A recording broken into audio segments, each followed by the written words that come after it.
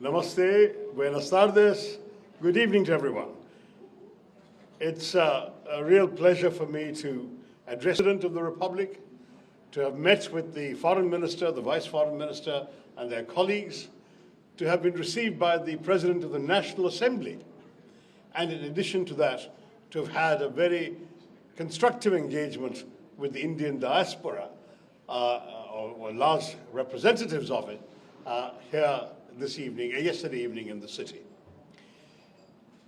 I was very struck when our Vice Minister mentioned that the message, the motto, the national motto of Panama is Pro Mundi Beneficio, which translates to for the benefit of the world.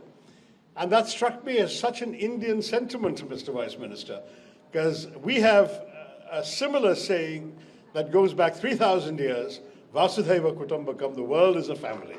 And we work in a similar spirit for the benefit of all. That is very much the logic of our civilization and has been for a very, very long time indeed. I was also struck when your foreign minister, who spoke before he had to rush to catch a flight, said that the tiger and the jaguar must fight together.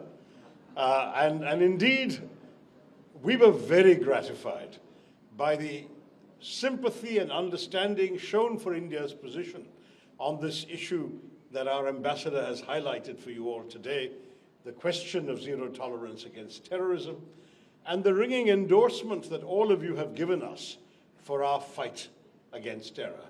We stand with the jaguar, we stand together with you as tigers. This morning, my colleagues and I went to the University of Panama, where we had an opportunity to offer floral tribute to the statue of Mahatma Gandhi, the bust of Mahatma Gandhi on the university campus. We also planted a mango sapling there, which we hope will grow and flourish as a symbol of the fall.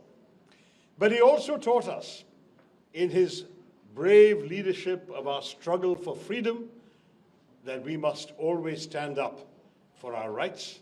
We must always stand up in principle for the values we believe in, and we must live without fear. That freedom from fear is what we in India have to fight for these days against the evil attacks of malign men who call themselves terrorists, or who are called by the world as terrorists, but who believe that by doing this kind of thing, of coming into our country, killing innocent people, and going off again, that they will somehow achieve some larger political or religious cause. As you can imagine, that is not something that any self-respecting country will give in to. And even the land of Mahatma Gandhi will not turn the other cheek when this happens. We will respond effectively. On the 22nd of April, terrorists marched across our borders and killed 26 holidaymakers, tourists in Kashmir. And when this happened, India and the world recoiled in horror. We are grateful for Panama's immediate condemnation on that very day of what happened. But when for 2 weeks nothing had been done by the country that had offered them safe haven, known to be the bases and headquarters of organizations proscribed by the United Nations Sanctions Committee Against Terrorism, and also on the wanted list of the United States terror-designated list. And we struck them with great precision and calibration, taking care to do so late at night, 1:05 to 1:30 in the morning at night, in order to ensure there would not be civilians around who might suffer any collateral damage. And we hit with great precision only the very targets we had aimed at, sometimes a very precise building within a terrorist compound that's much larger. And we sent a signal to the Pakistan government. We have not targeted or hit any government sites, any military sites, any civilian sites. We have only targeted known bases of the headquarters, of the terrorists. And with this message, we hoped that Pakistan would understand that we were standing up in our own self-defense. Sadly, they chose to retaliate with an indiscriminate barrage of artillery shells that killed 19 people, hit a Sikh temple, a Gurudwara, hit a convent of the nuns of the Carmelites of Mother Mary, hit the homes and vehicles of ordinary civilians, killed 19 people and drove 59 to hospital. It was then that India retaliated hard. Drones and missiles were sent in our way, we stopped them, and in turn, we hit 11 further sites in Pakistan, this time military sites, which we had spared earlier, leaving craters on the runways of many of their airfields, all of which, of course, have been captured on satellite television. In the end, after 88 hours of this conflict, the Pakistanis called our Director General of Military Operations and sued for peace. They wanted a cessation of firing. We immediately did so, without any hesitation, because our message from the very start had been, we did not intend to escalate conflict, but when Pakistan acted, we had to react. And if Pakistan stopped, we decided to stop. That is exactly where we have left matters as of now. Some of you have asked me, and I think I'll answer that question now, why it is that we were so sure that these terrorists had come from Pakistan. There are three reasons, my friends. The first is that we have seen a pattern for almost 4 decades of repeated terror attacks, which have been always denied by Pakistan and then proven to involve people based in, created by, armed by, financed by, guided by Pakistan, by elements in Pakistan. I will not blame the entire government or the state. There are elements in the military establishment of that state that have done this. You all remember the horrors of Mumbai in 2008. You all remember 170 people being killed in 3 or 4 locations, innocent people at hotels having dinners and celebrations who were killed in pursuance of this malign agenda. You all remember how Pakistan claimed that they did not know where Osama bin Laden was and that they thought he was dead, and he was found in a safe house right next to an army cantonment in a city that is a headquarters, a major garrison of the Pakistan army. This has been the record of Pakistan time after time after time. So our first set of reasons is when there is a pattern established and proven over many decades, you have no reason to disbelieve that suddenly this came from somewhere else. Second reason, when we struck the terror headquarters, we took some lives. And of course, a funeral was conducted. There were some very prominent people at that funeral, and there was at least one individual whose name had been listed by the United Nations Sanctions Committee. I want to show you who attended the funeral, and I think we have a slide on the screen as well. It was people in uniform from the highest echelons of the Pakistani army and police mourning at the funeral of designated terrorists. This is the country that now says, we are innocent, we did not do it. You do not mourn for people you do not know. Third reason is that, very sadly, this terrorist action was in pursuance of a cynical set of objectives that sadly only the Pakistani military seems to want to pursue. To undermine our country, to undermine the Kashmiri economy, which was booming with tourism.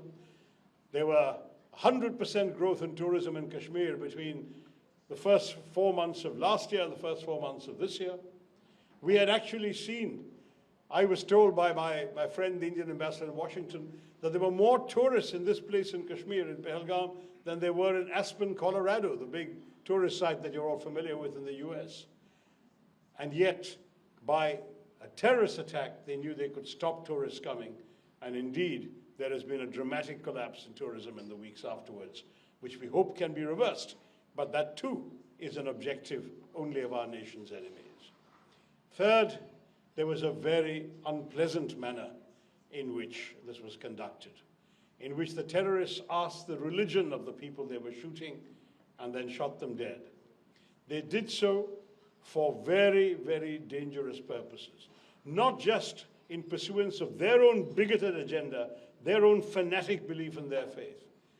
but also in order to provoke a backlash in our country against our co-citizens of that faith, in order perhaps to divide our country. The 7 of the MPs who have come, we represent 5 political parties. We come from every different part. Each one of us comes from a different state, a different part of our country. But we are united in this one message, that the nation stands with one heartbeat to say to the entire world, we have had enough. We will not take any more. We wanted you to understand that we have been patient. We have tried every other means. We have offered cooperation with investigations. We've even invited the Pakistanis to come and cooperate. We've given the world lots of proof of things like the Mumbai attack. Now the time has come that we must act ourselves, because nothing else has worked. Nothing else has stopped these people. There's been no prosecution, no conviction of any of these terrorists. And we believe that when Panama joined in the United Nations Security Council statement that said it is not just enough to catch the perpetrators of such crimes, but one must also hold accountable the countries that provide them safe haven and support and finance, I think the message should have gone very, very clearly to our neighbor, that that is a message the world stands behind. I want once again to thank the government and people of Panama for the support and understanding they have shown us. We stand with them in their needs. I was very pleased when both the Foreign Minister and the Vice Foreign Minister spoke about the opportunities for close cooperation between our two countries in the economic development of Panama. As investors come from our country, I'm sure you will see a lot more Indian faces at future receptions by my good friend, the ambassador. We have tried very much to give Panama the importance it rightly deserves. And today, as a member of the Security Council, you stand proudly for the forces of peace and security around the world. We thank you, Carlos Hoyos, and your colleagues for all the support you've shown us.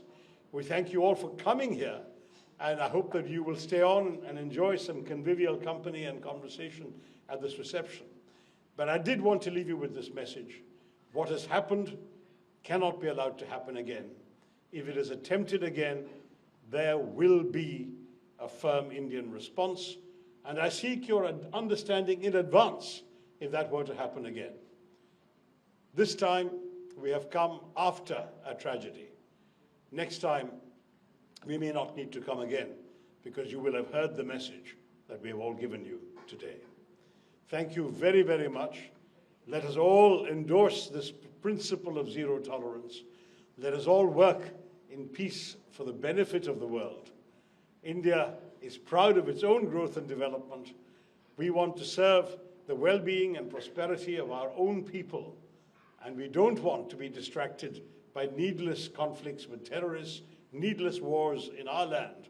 We want, as Mahatma Gandhi taught us, to be a land of peace and progress. But we will do so only when we can live without fear, with pride, with strength, and with friendship and amity for all. Thank you very, very much once again.